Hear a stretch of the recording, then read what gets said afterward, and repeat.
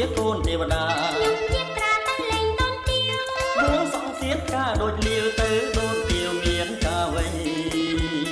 ដូនទាវគេធ្វើបំបញ្ចុះស្ទីមកនឹងមានរំវងលក់កាលនៅទីធ្លាវត្តឯករាំងសីត្រូវហើយចរណៃបងសូមស្រីទៅរំដែរ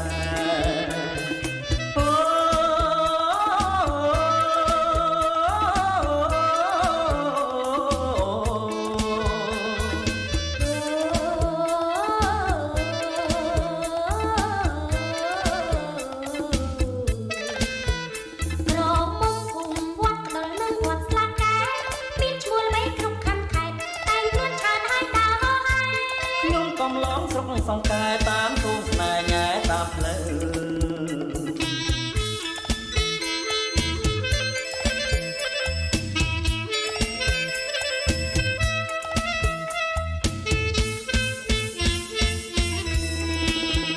ទៅណាណែនាងអើយនាងដើរទៅណាស្អាតដូចជាកូនទេវតា